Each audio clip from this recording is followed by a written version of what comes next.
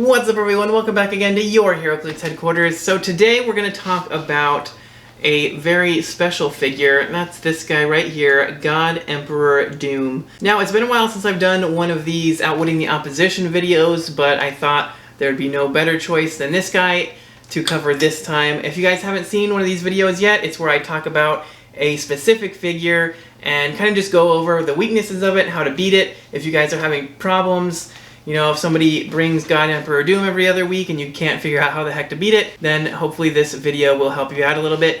And if you guys would like to help me pick out some more characters for future Outwitting the Opposition videos, make sure to let me know that in the comments. If you guys have problems with any other figures, I'm thinking Null might be a good one to cover for fun. But yeah, if you guys have any other thoughts on who you'd like me to talk about, let me know, and I will try to cover them for you. Now without further ado, let's jump right in. Alright, so of course, here he is, God Emperor Doom, and he looks freaking awesome. Always gotta respect that amazing sculpt detail. Now to defeat a figure, we have to know what it can do inside and out. So, of course, first thing we gotta do here is take a look at his card and just read what he can do. Now he's got the Latveria Armor, Cosmic Deity, Mystical Ruler, and Scientist keywords. Lots of really good generic keywords. Latveria being his only named keyword, but that is getting better and better all the time. Every time they release a Fantastic Four set, we get some more awesome Latveria pieces. So we'll start by taking a look at his first trait here. It says, free, choose an opposing character within range and line of fire. That character can't use the effect of equipment until your next turn. Obviously, that's super powerful.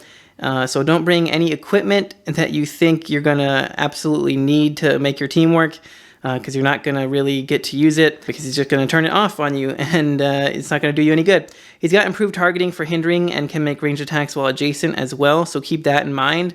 And he's got like a 9 range, so he's definitely going to outrange you. He's definitely going to see you coming, probably be able to hit you first, especially, you know, through hindering, and even if you get up on him, he's still going to be able to shoot you.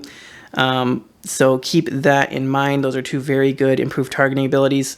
Now moving on, his next trait here, when establishing theme teams, God Emperor Doom gains all Battle World keywords. There's not a lot of really great figures for any Battle World keywords.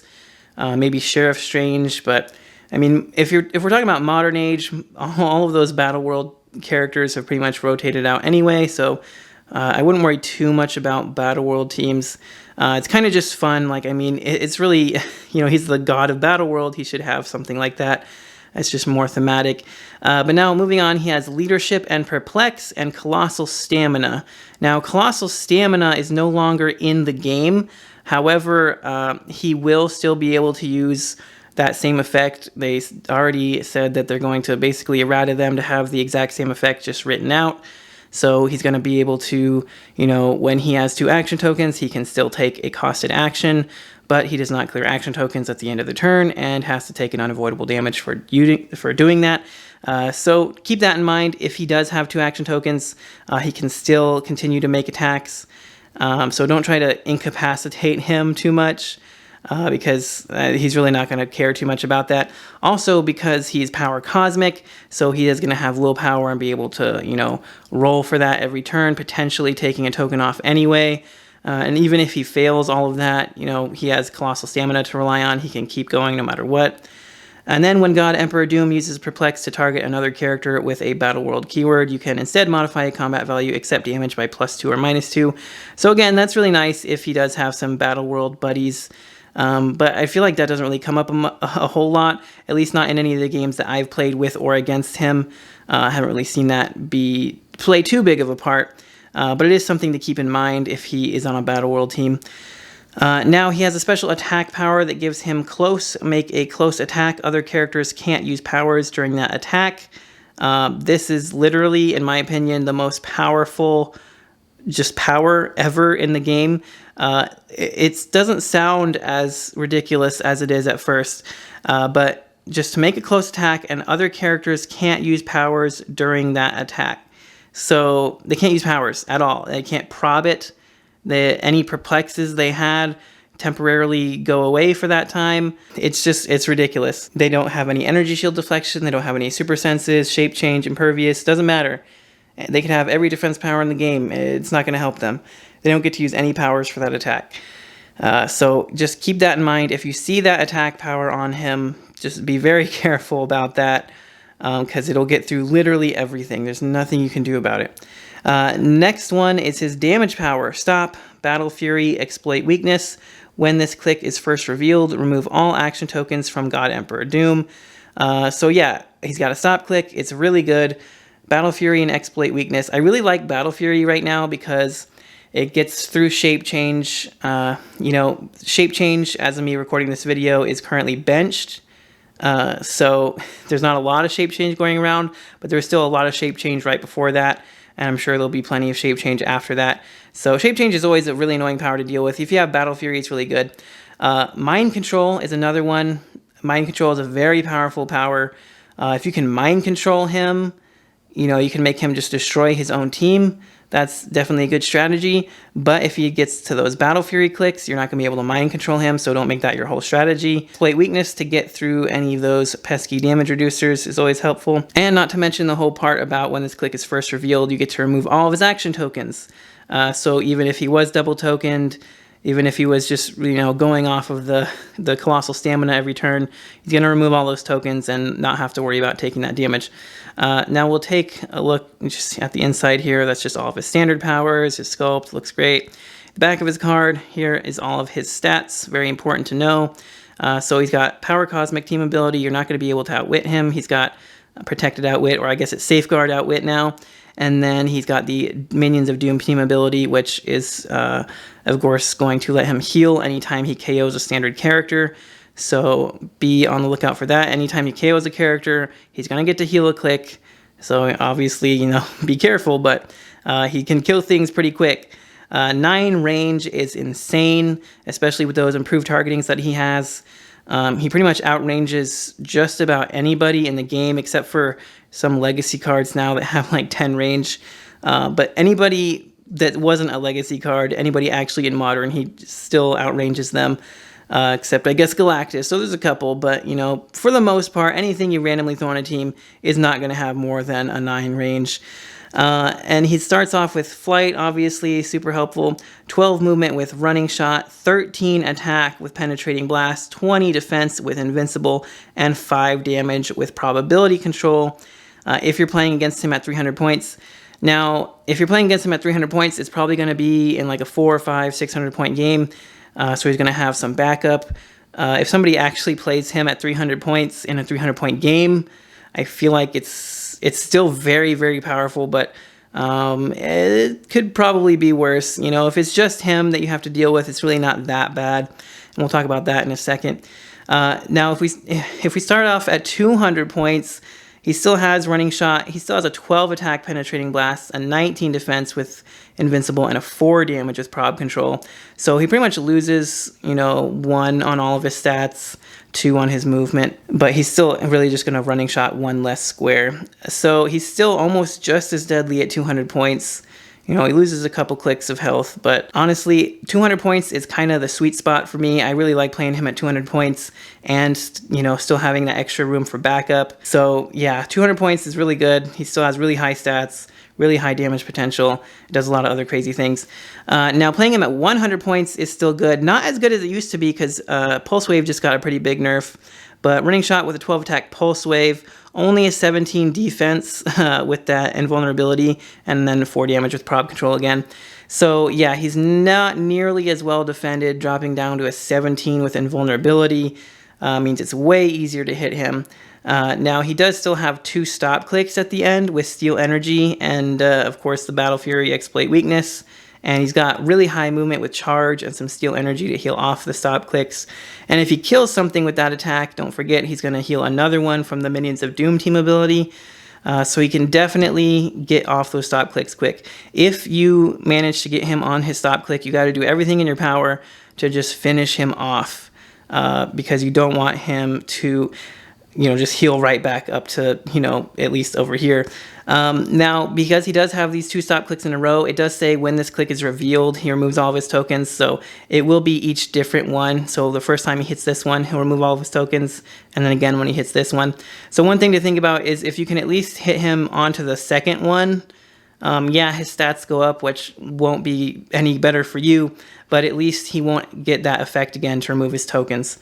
So keep that in mind. All right, so moving on now, we will take a look at some strategies. Now that we know what he can do, we'll take a look at some things we can do to defeat him. Now, if your opponent's playing him at like 200 or 100 points in like a 300-point game, then he'll most likely have some supporting characters. Even if he's playing him at 300, if we're playing like a 400 or 500 point game, he's going to have some support. Usually not too much because he is so many high points. But, you know, he is going to have a few, probably like Valeria, to give him some perplex, to up his stats some more. You know, this one can leadership off him. This one can +2 perplex. And this one can TK stuff, you know. And there's some other cool like Latveria things you can do too. So I'm not going to talk too much about, you know, what he might be teamed with. That could change all the time. Basically, your main strategy here is just going to be to wipe out his supporting characters. You need to get him by himself, because Doom by himself is bad enough. But with just a little bit of support, you know, a couple perplexes on his stats, an extra prob here and there, just anything else that can add to him is going to make him like 1,000 times harder to beat. So you want to just clear out all of his support, get rid of any extra perplex and prob and whatever, anything else but him. You need to get him alone. Once you have him alone, then you just basically got to dogpile him. Now, I've played with and against this figure several times, and, you know, I've won and I've lost.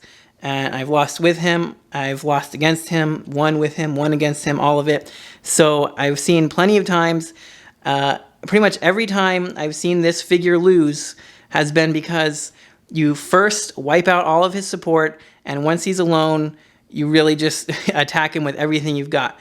Now, there are a few figures that do help with that some more than others, in my opinion, from what I've seen, what actually works. Now, a lot of those are actually these like Carnages, Doppelgangers, and some like Venoms, you know, all that kind of stuff. You know, even if you just have like one character with plasticity, just to get him up there, tie him up, so it makes his odds of escaping, you know, much less. It's very hard to break away from plasticity. Really just want to kind of lock him down. Now, he's still going to be able to make ranged attacks because of his improved targeting, so that's not really the point of that. You really just want to, you know, get him stuck in one place so he's not going to be running shotting all over the map with his really high speed and his really long range.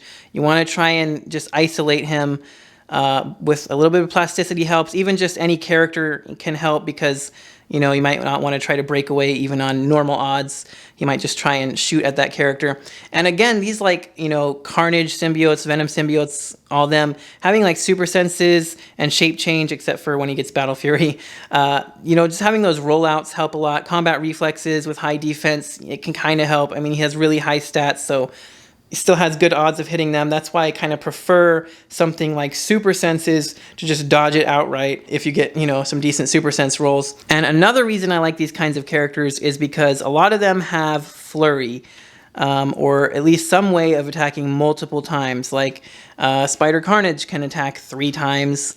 All these guys have Flurry, Charge Flurry, whatever.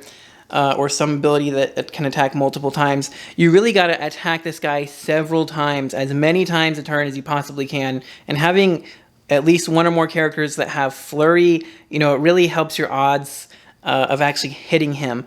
Obviously, you're going to want to pack a lot of prob and a lot of perplex to just up your attack as much as possible, reroll your low rolls as much as possible, to just actually hit this guy, because his stats are very high. He does have traded perplex, so he can just perplex his own defense whenever he wants. He could easily be sitting on a 21 defense on his top click. And another reason to have these kind of close combat characters with like plasticity and flurry and that kind of stuff is because this guy, you don't want to get in a ranged battle with him, because he does have, again, such high movement, such high range, that if you do get within your range to shoot him, it's pretty easy for him to running shot back a few more squares and shoot you from the maximum of his range.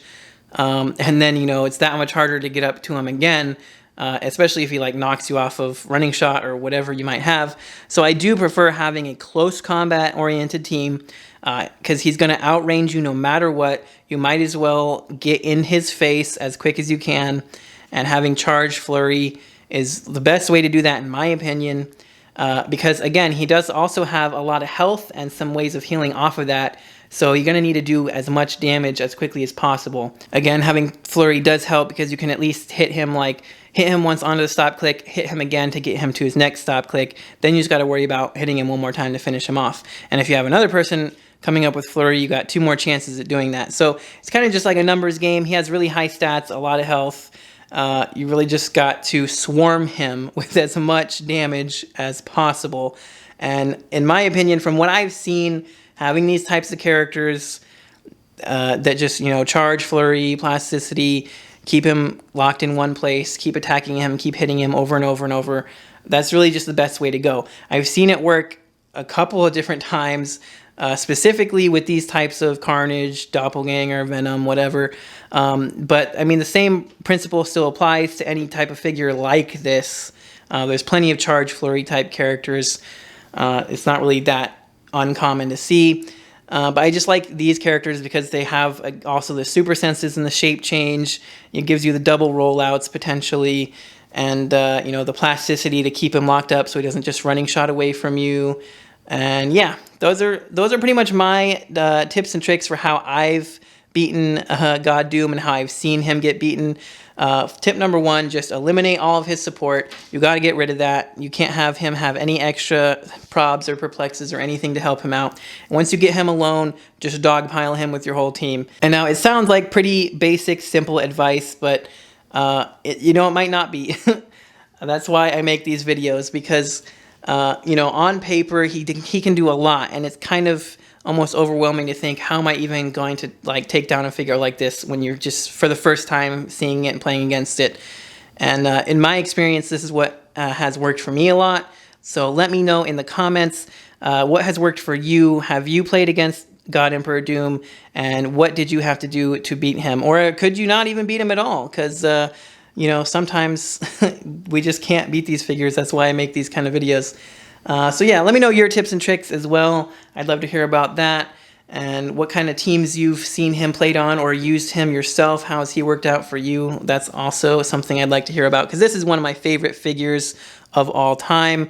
Like I said, I've played with and against him several times already, and it just seems like every time I've lost with or against him, it's been to a team full of these kind of symbiote characters with charge, flurry, plasticity stuff.